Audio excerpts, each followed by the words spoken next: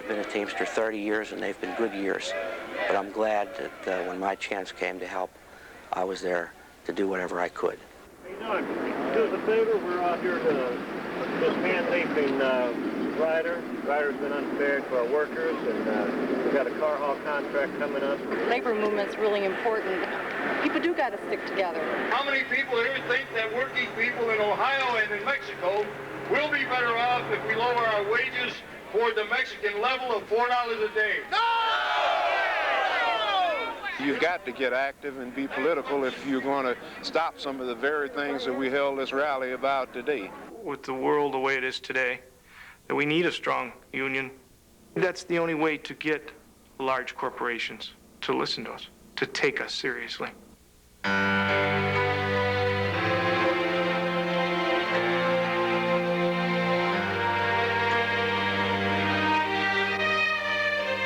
The world is changing. Instead of local companies and local politics, working people are often faced with big corporations that operate in many industries throughout the world. To meet new challenges, the Teamsters Union is changing too. We're combining the best of our proud heritage with new ideas and new tactics that involve Teamster families in a fight for our future. At the Pittsburgh Press, for example, Teamster jobs were attacked by a big communications empire with plenty of financial and political power. Teamster families spent day and night contacting their neighbors, churches, community organizations, and other unions for support. And they drew on a strong international union to balance the company's power. My father was a Teamster all his life, and he used to tell me, you don't know how lucky you are. You have a great job, and you never had a fight. So the day came that we did have to fight. It all started in contract negotiations when the press company wanted to change the distribution system for both papers, which would eliminate Teamster jobs. Teamster drivers went on strike, so the press tried publishing a much smaller paper and sending it out by mail. Which Teamsters asked advertisers to boycott. The young paper carriers who will lose their jobs under the new distribution system proposed by the press protest in front of the Toys R Us store for advertising in the Allegheny Bulletin.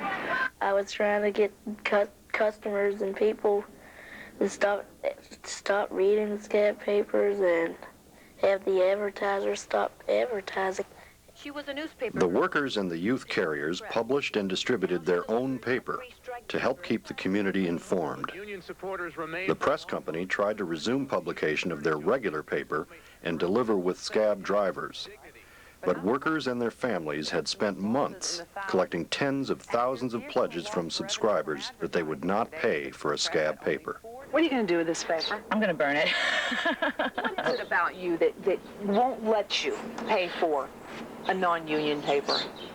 I just don't believe in it. I don't, these guys have been doing this for Lord knows how many years, and I don't believe that, it should all of a sudden one day just switch from union to non-union. More than anything, it's a public pressure. It's people out there, the Pittsburghers that support it. That's what's doing this. On the streets surrounding the Pittsburgh Press Company, Teamsters and their supporters formed a human blockade, daring out-of-state replacement workers to try to cross it to deliver non-union newspapers. And as far as I'm concerned, this is the line in the sand for these working people in Pittsburgh, and I think everybody should be out here to show their support. As press trucks began to roll toward the exit, union workers began staging a nonviolent sit-down. They brought the police wagons in, and they would take one away, and two more would replace them. And they'd take one away, and two more would replace them. I'm laying there, and I'm saying, I've been with this company 27 years. This is what I have to do to save my job. I have to lay in a gutter to save my job. But if I have to do it, I'm going to do it. In a move that surprised nearly everyone in the courtroom and on the picket line, the Pittsburgh Press voluntarily decided to stop printing newspapers today. The Pittsburgh Press has made the decision not to publish for the time being. And hopefully we can get back to bargaining and get ourselves a contract. A prayer vigil planned with local ministers turned into a celebration as thousands of citizens filled the streets to demand a just settlement for the workers and the community. There was like 5,000 people down there. That was really, it was heartwarming because to think that all these people were behind us and fighting for us to not let this company put us out on the streets. Through months of struggle, the International Union helped design effective tactics and provided $200 per week in strike benefits. The matter is there are good jobs at stake, health benefits at stake. When you go on strike and you have no benefits coming in, the first thing that happens is economics. You say, well, I have to pay these bills. My children's tuition payments are due. Well, maybe we better rethink what we're doing. But never did we have to rethink, because we had the benefit of the Teamsters. Eventually, the press company sold its operation to new owners who negotiated a new contract with the Teamsters. We want our job. We want our pension. We want our health care. We want our dignity.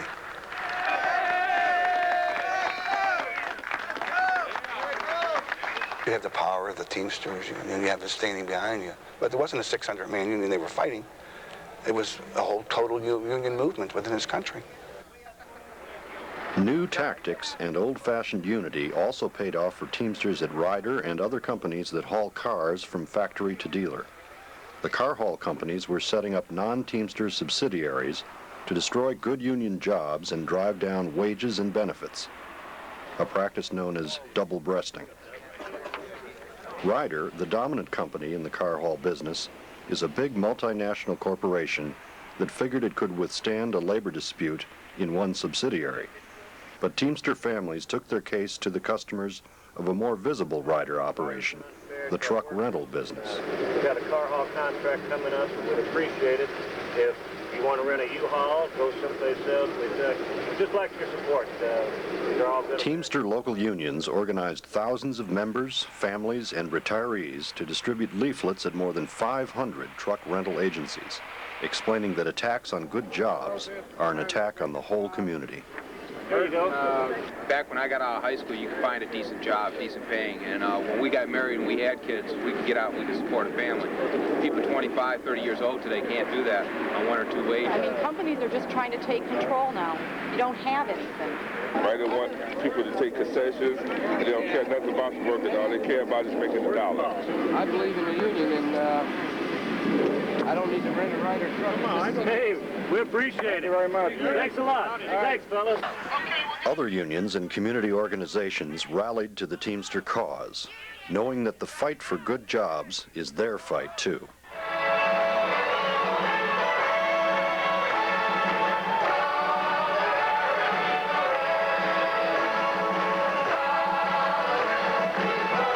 We have to mobilize just as we are doing in the Ryder campaign. It's not good enough today to walk up and down with a picket sign. That doesn't work in total. We've got to think of different strategies. Find the pressure points and then apply the pressure, because it's a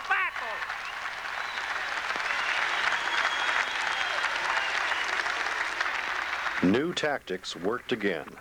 The involvement of Teamster families and the community helped us win a new car haul agreement that prohibited the spread of double-breasting.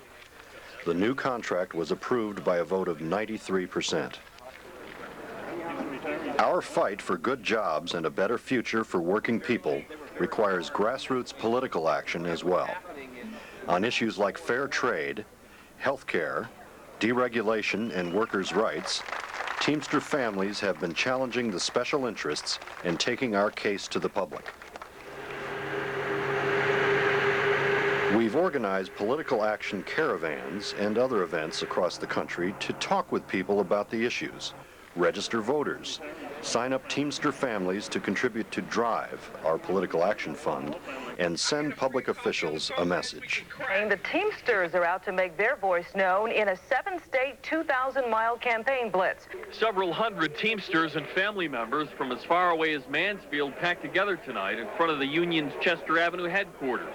We talk about family values.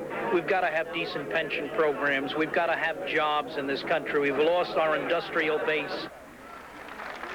Through rallies, news conferences, and other actions, we've joined forces with community groups that share our concerns on issues like NAFTA, the so-called free trade deal with Mexico. NAFTA agreement is really bad for everybody concerned, for Canada, Mexico, and the United States. I think it's not going to help the Mexican people at all. And even though they say it's going to create jobs in this country, I don't think that's really going to happen. I think it's just going to escalate the jobs going over to Mexico. In this rally, you hear things here that you're not aware of. You get a little education. You hear things they don't want you to know. We're starting to get more involved with different coalitions like this. I think it's great to get your religious groups, your other women's groups and so forth involved, and we should have a coalition with them. Oh, I'm one. Let's get about 100,000 more. That will attract someone's attention. We are the people. We are the people. We are the vote.